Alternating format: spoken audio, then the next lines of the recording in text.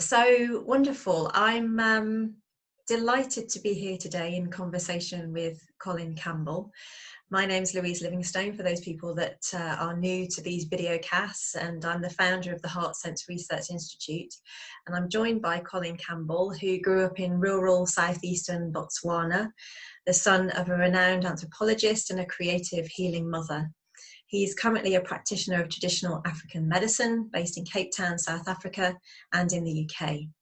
And he receives clients from all over the world and facilitates international group processes relating to natural law, transformation, healing and personal power, sacred sites, and cross-cultural cosmology. And his work bridges major world cities with ancestral homelands and forgotten wilderness, taking him from the Amazon basin to Los Angeles, the sacred sites of Venda to the urban grit of Johannesburg, and remote Ethiopia to the city of London. Colin co-founded and co-runs a training school in Botswana for traditional doctors and sangomas with his brother Niall Campbell. And thank you so much for joining me today. I'm deeply honoured. The honour's all mine. Thank you. Thank you very much for calling. So, Colin, I guess I wanted to start with maybe quite a wide question, I guess, but just to set it into some kind of context.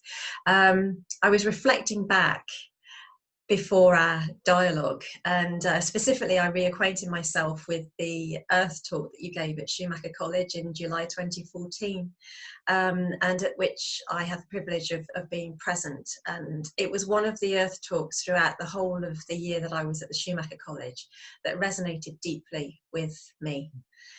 And many things that you talked about during the course of that talk resonated, particularly the idea of the contemporary Western individual needing to be productive and produce, in your terms, more planks, more and more planks. And that the measure of how successful an individual was at being human was how many planks he or she could produce. And this spoke so deeply to me.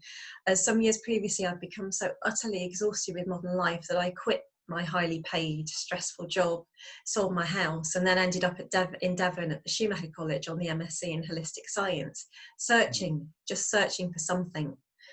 And I felt that at the time, my heart was searching, that something had been hidden from me in the clamour to produce yet more planks, and I wasn't living the life that I should be living, or that I felt I could be living in relationship with the world.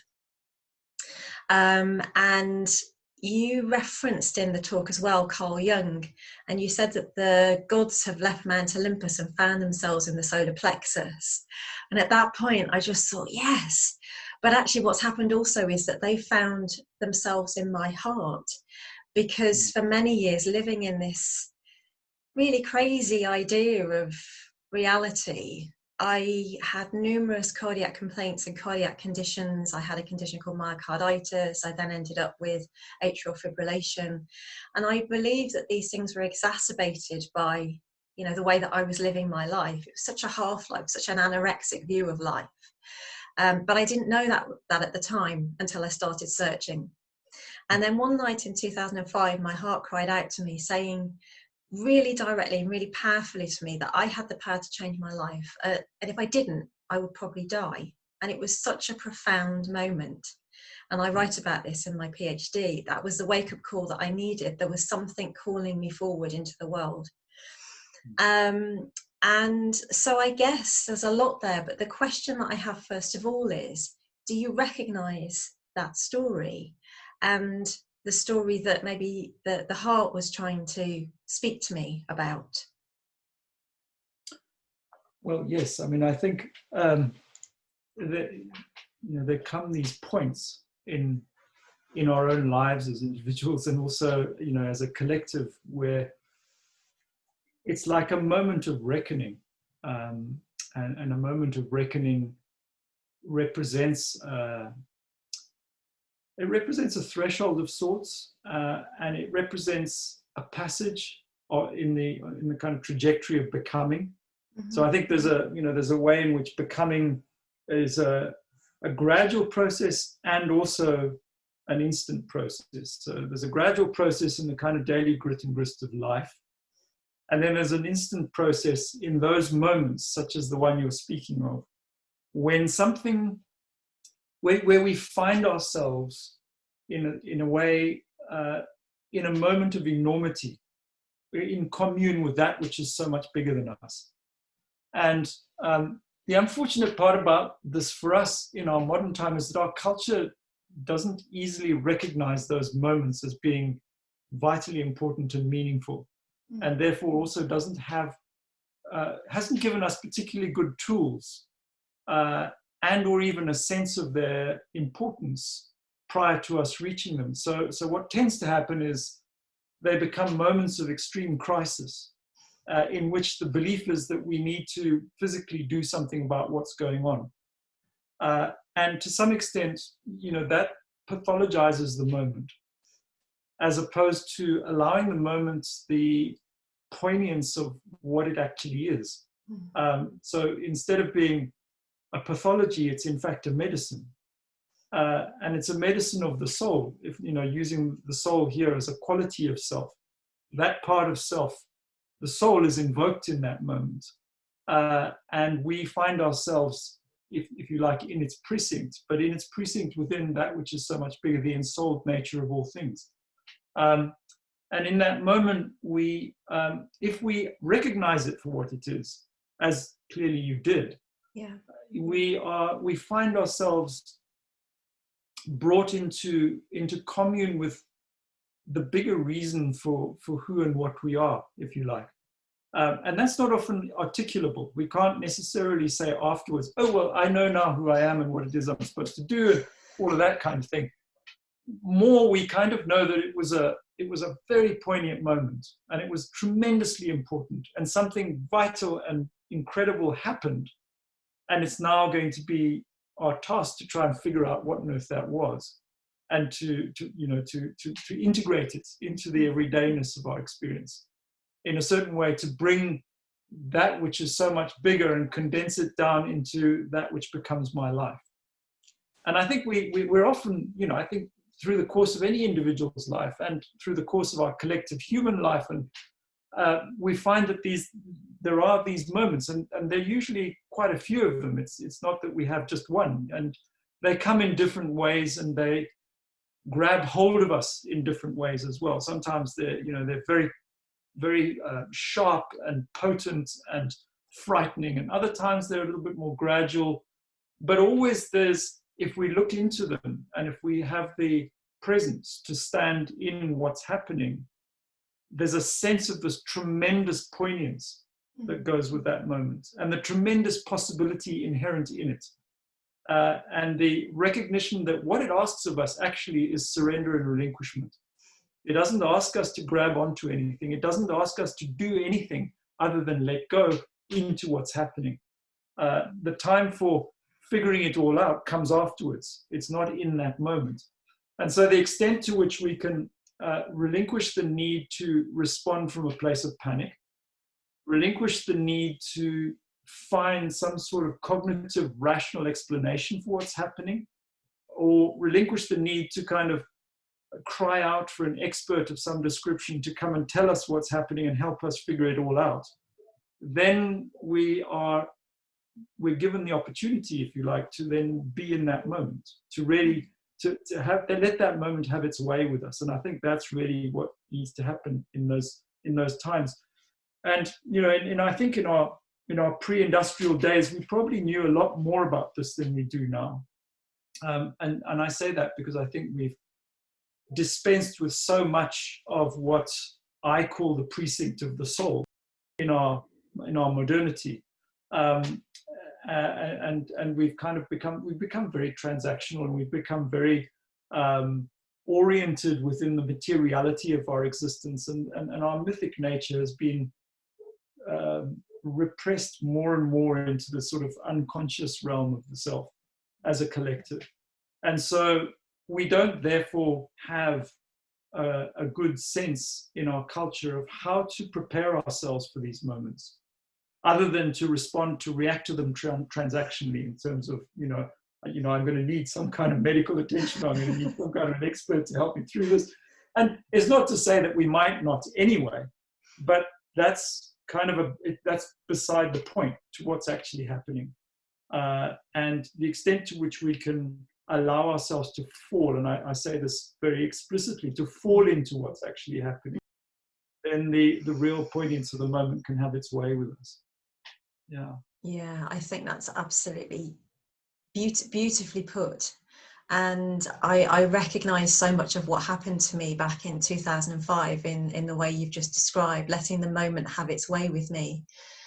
And it's strange because and maybe I'm talking for others as well, because at the time I had no particular framework to put around what had actually happened to me.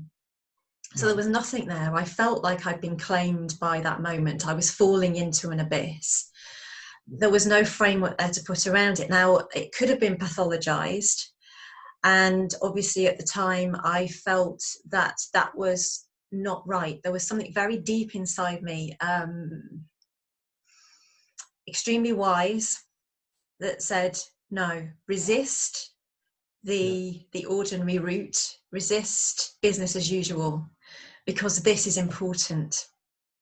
And I don't know what that was. And again, I'm talking from a place of being totally bereft of anything to turn towards. And that, I feel, was a difficulty not only for me, but I feel for maybe millions across the planet right now who have experienced in various ways lockdown, the global pandemic, and whatever it is that is claiming them right now in their own lives. And I wonder if you could speak a little bit to that, Colin, in terms of your own experiences of the wisdom traditions and how they would look at moments like that and provide a framework. Well, I think the way I would see it is that what we might call wisdom traditions, or what I prefer to call our pre-industrial ancestry, allowed for a much bigger part of what being human means to be accounted for in the narrative of how they describe themselves. So to an extent, I think we've shrunk it down quite dramatically and excluded a very large part of who we are from our kind of very dare I say, locked down, materialized, commodified way of seeing ourselves. We literally shrunk ourselves down to become these producers, and our whole sense of validation comes from how much we actually produce and how much value we are to the production ethic of the time. And we're deeply enmeshed in that, in our modernity. And so when we hit a time like the one we're in now, where our capacity for production is significantly compromised, we were told we have to stay at home and sit at home. And if we're lucky enough, we've kind of got the internet in some way of continuing the production deal going on in virtual space. But if we haven't, then even that comes to an end.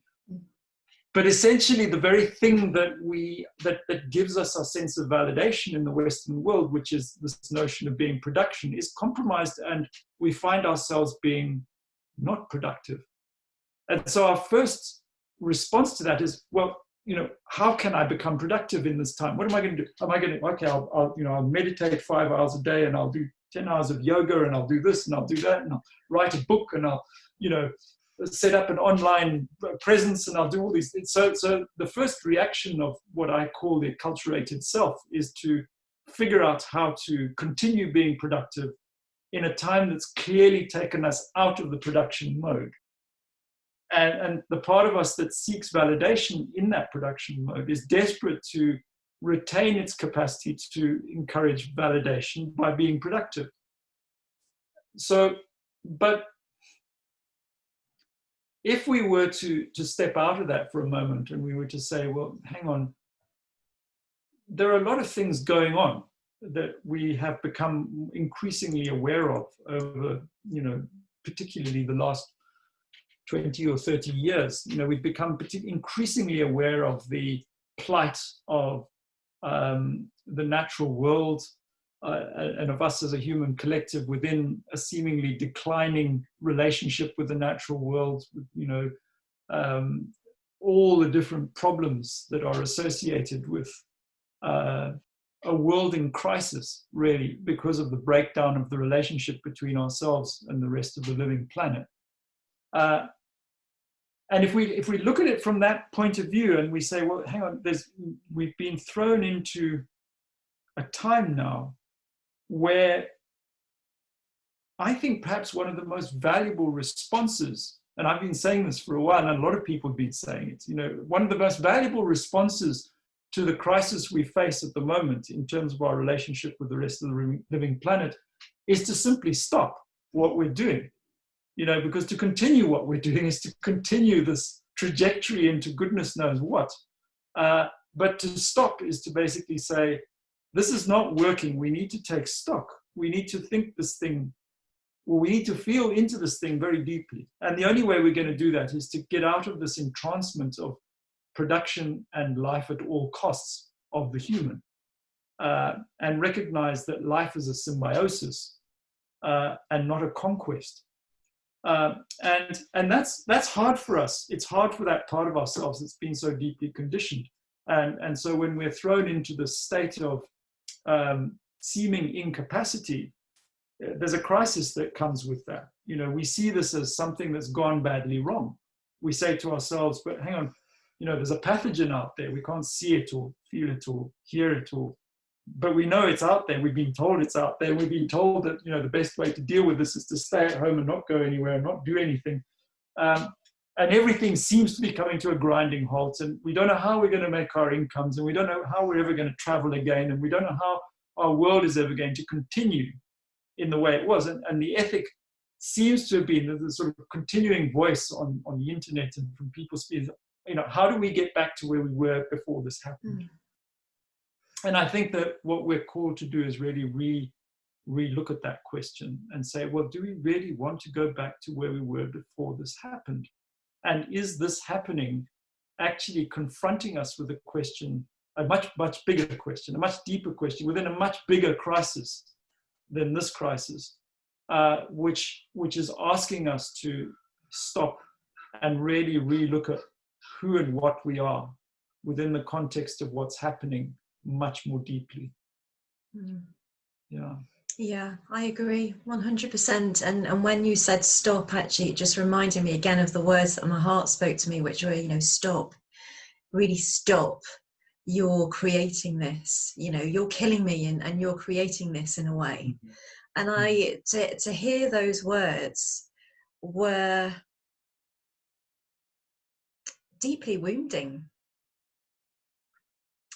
because it was like, now I look back, 15 years later, and I sort of speak those words again, they haven't lost any of their potency for me, because in that moment it was this so much grief from my heart that I hadn't listened to it. I didn't have the frameworks to listen to it. The only way that I knew my own heart was as a biological pump, through the medical narrative, through a scientific narrative. And any other heart then that tried to make itself known to me from really the age of 18, when I was going to university, I couldn't connect with. So this idea of stopping, I think back now, and I think you said earlier, this is work. It's stopping and sitting with the invitation for some time. I sat with my heart's invitation for a long time. It was 5 years before I sold my house, and another 3 years on top of that before I went to Schumacher College, following some breadcrumbs that I kind of had to decipher myself. I was just feeling around in the dark. Yeah. And it just speaks to a time that I was living in that's just bereft of any kind of sense of what it means in a more expanded sense to be human, and to be a human being rather than a human doing. Yeah. Yeah, that makes a lot of sense. You know, what's remarkable, and I think for us, particularly in our modern way of seeing things, and that's not to decry everything about that. I mean, there's a lot of greatness in who we are and what we've become, but there are some problems, and I think one of them has to do with this notion that that stopping is potentially an admission of some kind of failure, and that it's a disengagement from the business of what being human means.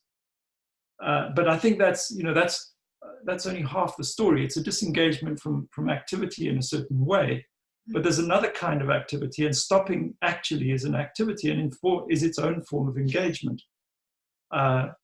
It's, in the same way that the heart has a space between the beats, and you could say that the beat itself is the reaching out, is the motion of engagement. The stopping, the space between, is the reaching in. In a different direction. It's the downward motion as opposed to the upward motion. It's the return as opposed to the outward journey. And so recognizing that we've tended to focus only on the beat part, that is the active part, and we've tended to downplay, or in some senses even try and avoid, the downward part, the inward part, the return part. The call to an engagement of that kind is a very tough one for us, because it requires a literal turning on its head of the ethic of what being human has meant for us as moderns. And that's not an easy business. So redefining words like engagement, redefining words like productivity, redefining the notion of succeeding and success and what that means, I think we're going to have to look at all of these terms that are part of our collective narrative, our present collective narrative, and look for the part that has been removed from them, and somehow find a way of returning that to those words, so that when we use those words to invoke ourselves to engagement, we are doing that in a way that incorporates the whole picture, the space between the beats as well as the beats themselves. Yeah, that picks up on a theme which runs through my own thesis, which is this sense that, well, yes, the heart is a biological pump, but it also is so much more than that. It's the seat of, the soul. It can think, it has intelligence and wisdom, which I have had the privilege of being taught or shown through my own engagement with my own heart. And it's also the place of these benevolent qualities like love and kindness and respect and openness. And yet there's also these other layers to the heart which actually the heart seems to, for me and my own experience of it, reaches out into the world. So it's not just about kindness and compassion. When you take a sort of more expansive view of the heart in this context, it kind of reaches out to the world, and the world speaks back to the heart. And I've had some very interesting synchronistic experiences, which has felt like I'm in a very mystical place, which I really have failed to put words around.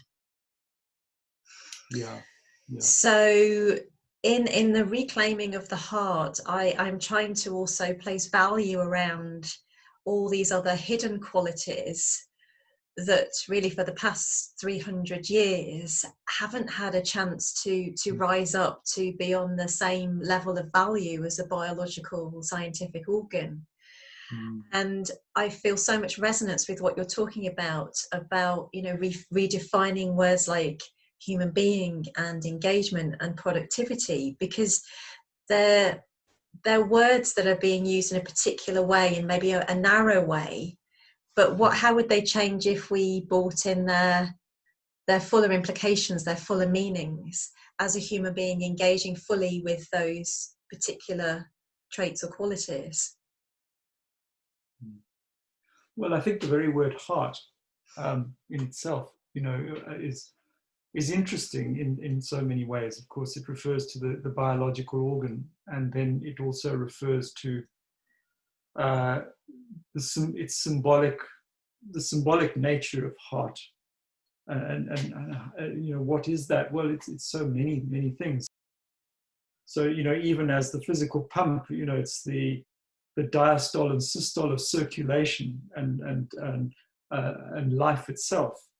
And at a symbolic level, it has a similar quality. It's the movement out into experience and the movement back from experience. So from the essential out into the creation of things, and from the creation of things back toward the essential. And it reminds me actually of something Thomas Merton said in one of his lectures, which really struck me deeply. He said that if you look at the trajectory of life, as we move through life and as we approach death, there's this continuing relinquishment. As we get old, we relinquish our youth, and we relinquish our flexibility, and we relinquish, biologically, all the different capacities we might once have had, and mentally the function of the brain, and so on and so forth. And so we're constantly relinquishing, constantly throwing off these capacities that we had in terms of our engagement with being in life. And right at the very end, just before we die, we're left with, well, pretty much nothing except death. And he says in that moment that, that's the moment where you find union with God, from his point of view. In a sense, in a broader sense, we might say that's also the point at which we find a reunion with the essential quality of what being means. We only find that at the very core, at the very heart, having thrown off everything that's aggraded around the heart. And if we believe in reincarnation, then we eventually, get to a point where we start all over again and begin to draw unto ourselves another life or another creation or whatever it is. But the heart, in a certain sense, is that place before all of that and after all of that. And so the extent to which we can somehow allow ourselves, and he was alluding there to monastic practice, where monastic practice is, often this process of relinquishing, trying consistently to get back to that essential place long before we ever go through physical death, and then to return to life, having oriented ourselves with that fundament of the heart. And so, a lot of the practices in pre-industrial cultures, I would say, echo that. So you go and you vigil on a mountainside, and you relinquish your accustomed habits, your comforts, and all the accoutrements of what being in the world generally means, and you go and subject yourself to being in nature in the most vulnerable way you can possibly achieve.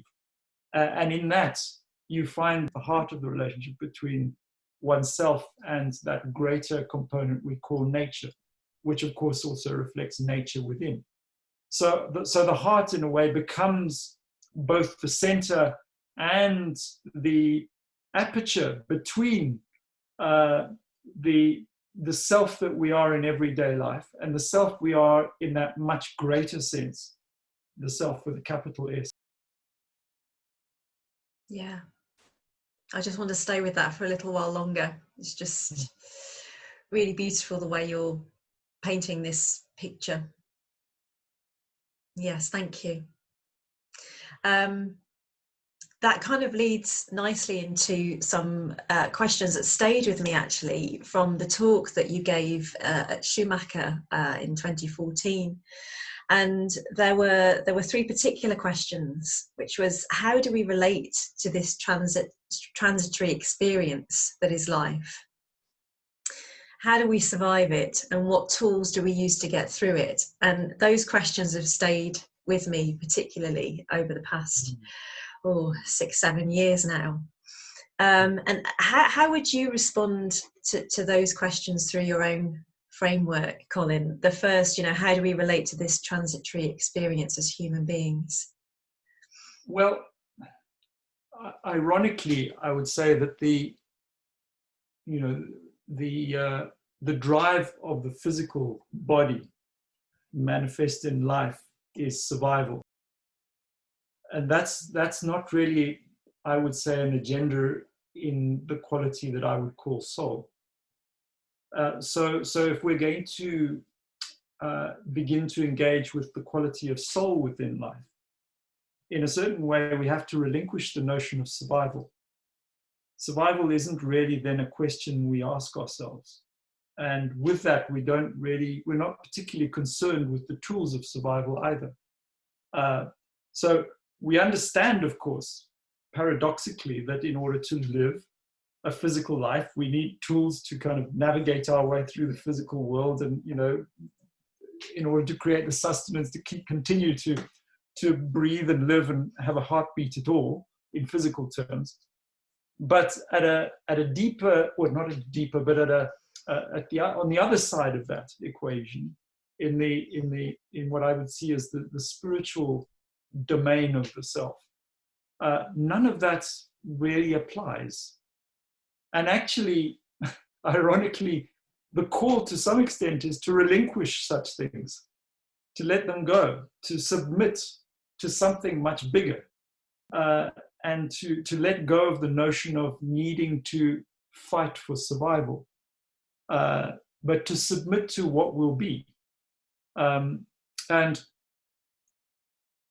mean, it's very hard to articulate these kind of things because they are seemingly in such polarity to the drives of our biological desire to survive.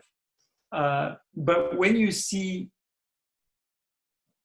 well, when we ourselves go through, and when we see others going through chronic illnesses and debilitating conditions, which seem to completely and utterly compromise our capacity for the centrality of survival, something else starts happening. And the more we become attuned to that, the more we begin to see the generative function in what's going on. And the less we see it as a kind of desperate pathology that's kind of crushing every last bit of who we are into nothing. And the less we see those kind of processes as essentially terminal, and the more we see them as fundamentally generative to who we're becoming. And so, but of course, it's always, as long as we live physically, I think we're consistently confronted with this paradox. And the riddle of spirituality is that it's always paradoxes. So on the one hand, there's this drive for survival, and on the other hand, there's this drive to relinquish survival. And it's the notion, the undergirding of our modern culture, which is survival of the human at all costs, that is sinking the ship, so to speak, at the moment. So we got to rethink that one. Survival at all costs is not something that brings us into symbiotic relationship with the rest of the living planet.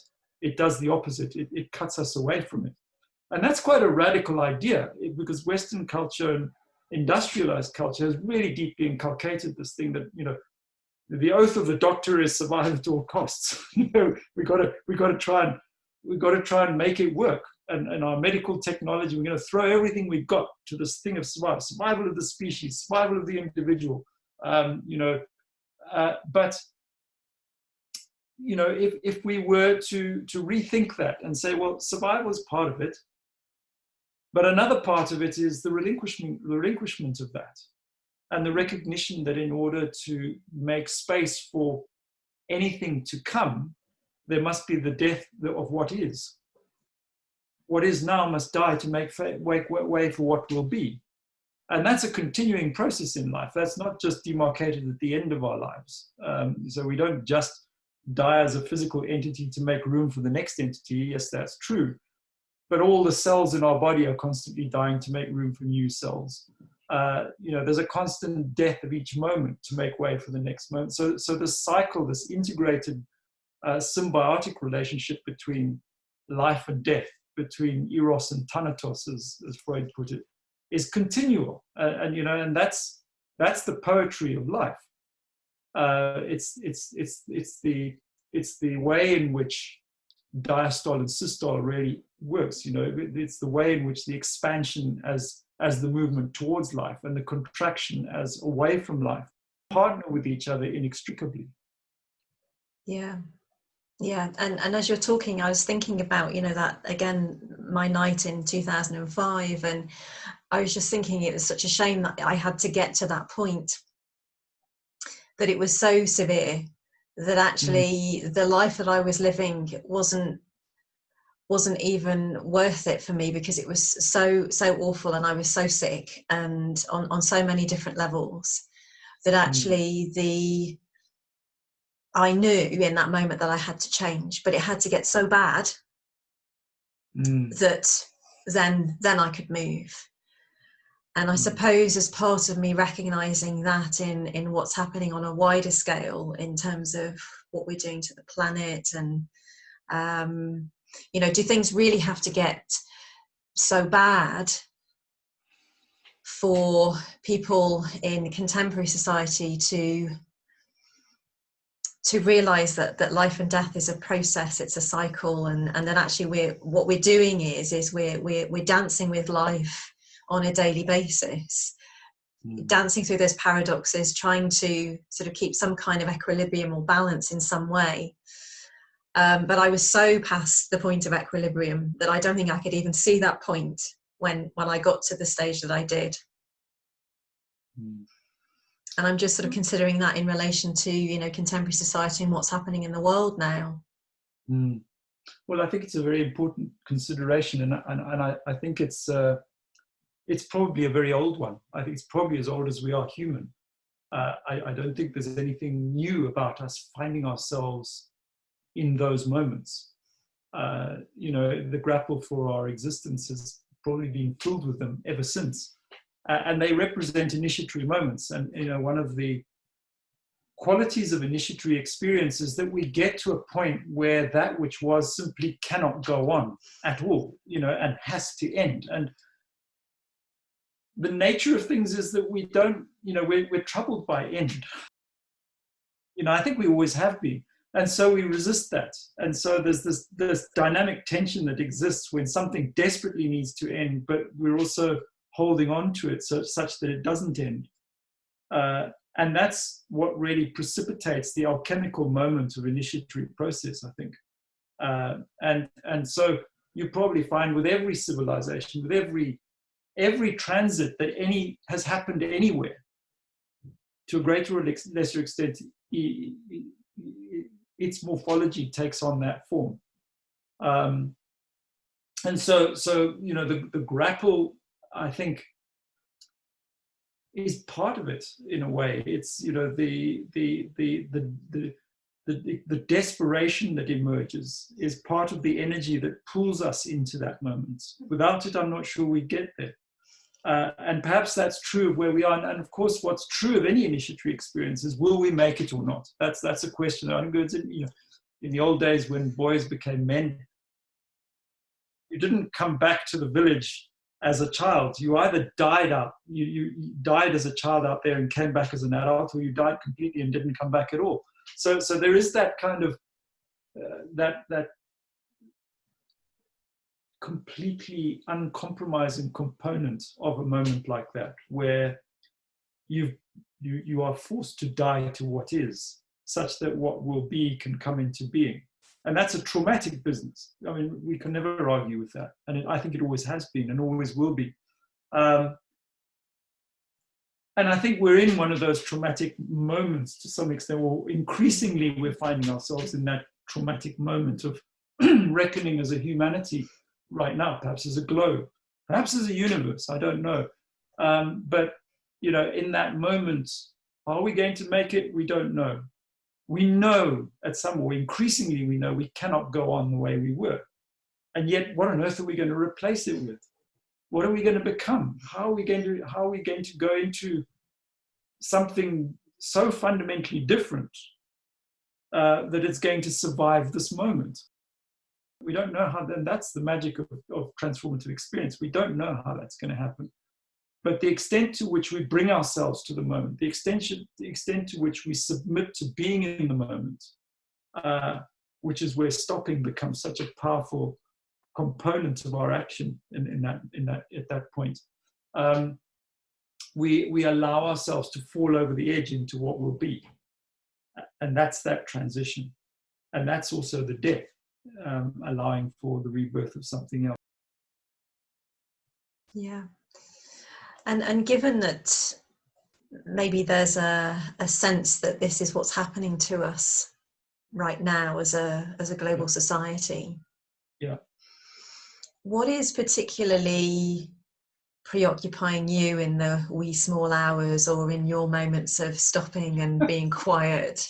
If I could be so bold to ask. I suspect you'll find that what's preoccupying me in the wee small hours is pretty much what's occupying everybody in the wee small hours right now. How on earth am I going to survive tomorrow? Well, Rilke had this wonderful statement. He said that somewhere there's an ancient enmity between the great work and everyday life.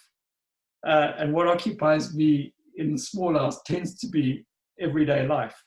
And I have to really grapple with myself to pull myself back into the great work, which is a bigger perspective on these demons that are surrounding my bed and asking about, finances and how we're going to do what, and whether I'm ever going to travel again, and what my work's going to become if I can't travel, and all that kind of stuff. But of course, what we are called to do in those moments is to kind of say to ourselves, and there is the great work. And the great work is the willingness to sit in that moment and be willing to recognize that the things we think we're desperately needing to solve probably cannot be solved, at least not in the way we think they can. And so in that process, there's a submission. And so my practice in the early hours of the morning is very much one of submitting to what I'm experiencing, as opposed to trying to figure out solutions, which is very much what my cognitive consciousness wants to do. Yeah, thank you. I think I'm doing similar, and sort of this word stop keeps coming back, and stop and listen, stop and listen. But there's also another part of me that realizes that there's an urgency too. So there's a stopping, but there's the urgency, and trying to sort of balance those together is it's proving quite challenging, I think, for most people. Yes, it is challenging, and also the dichotomy in it again is that there is an urgency and there's no urgency at all, because the one is countered by the other poetically. Yes.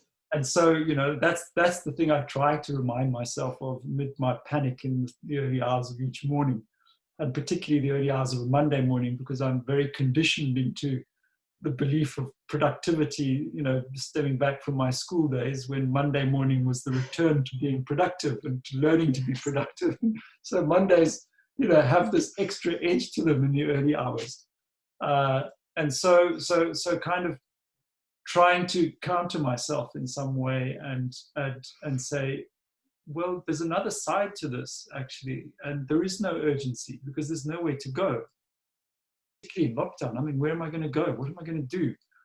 There's not a lot I can do. No, not a lot of place I can go. And immediately I engage with that. There's a comforting resignation that is made possible in that moment. And I think that's something that is an elixir of potency that lies waiting for us in every moment of these times. Yeah. So if you had a message, or maybe a practice to offer to the listeners to this videocast, what would that be in these really difficult and challenging times? Well, I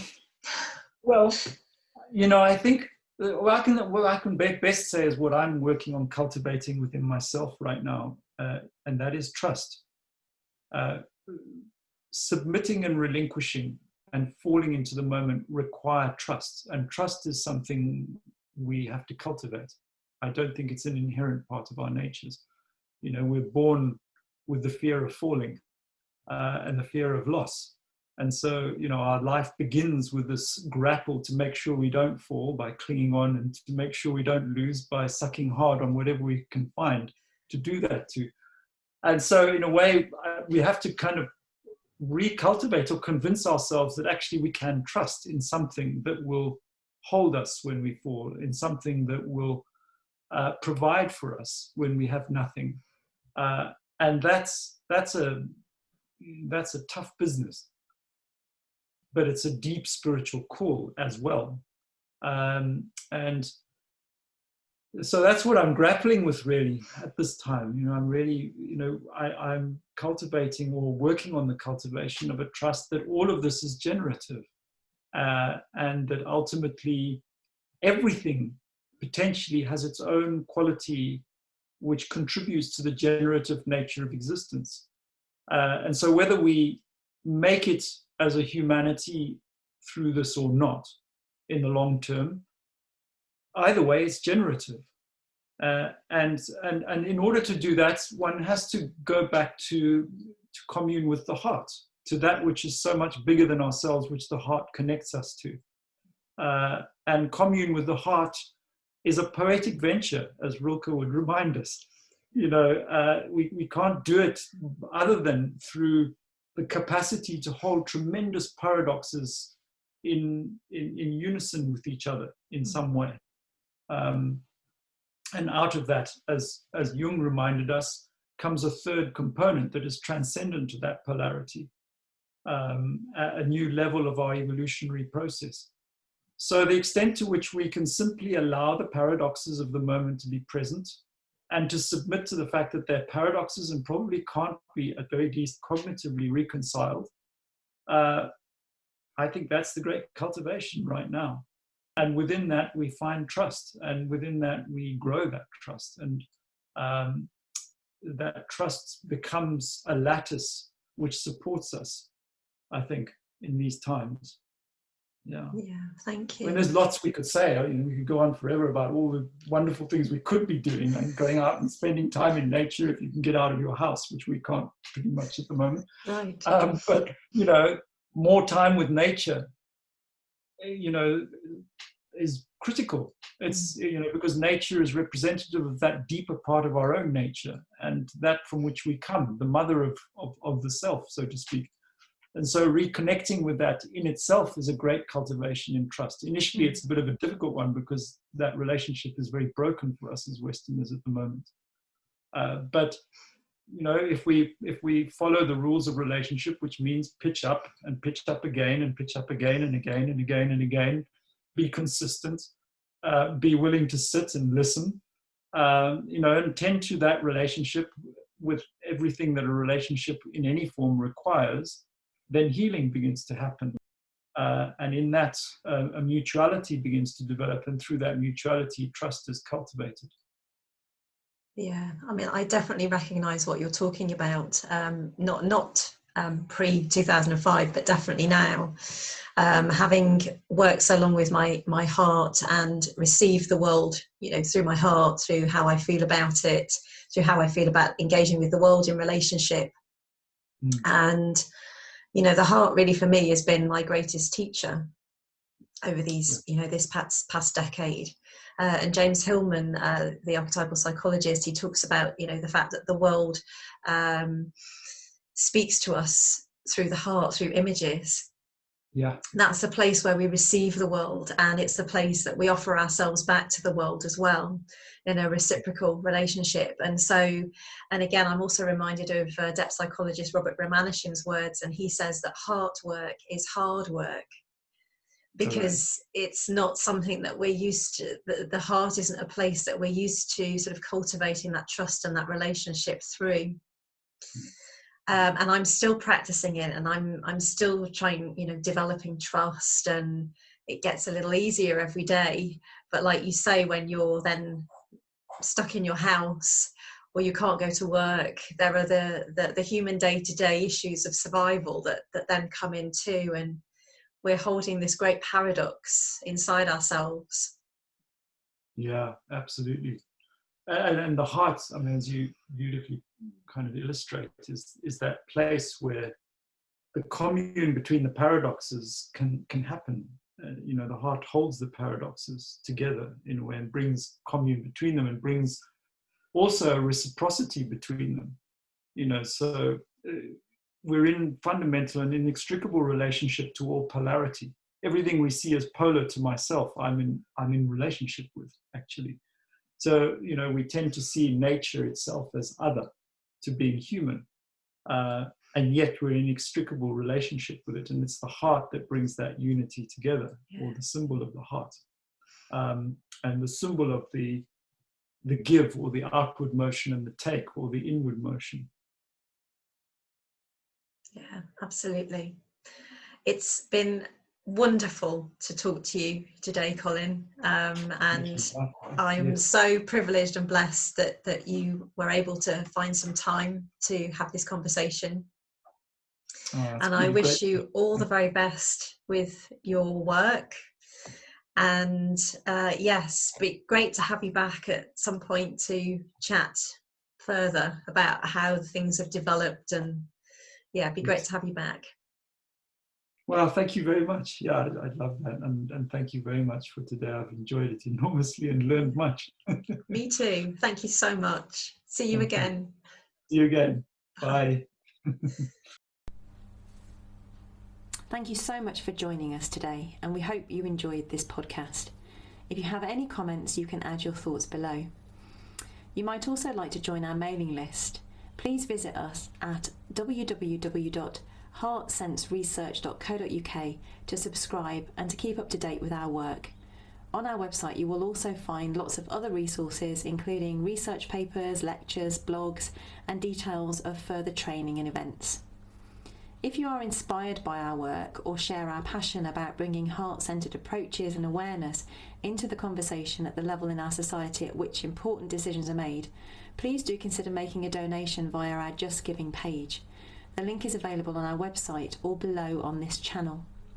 All donations help us to continue our important work by taking seriously the wisdom and the guidance of the heart, and working to give the heart a platform to speak in relation to key issues facing our world today. Thank you so much for your support, and we look forward to reconnecting with you soon.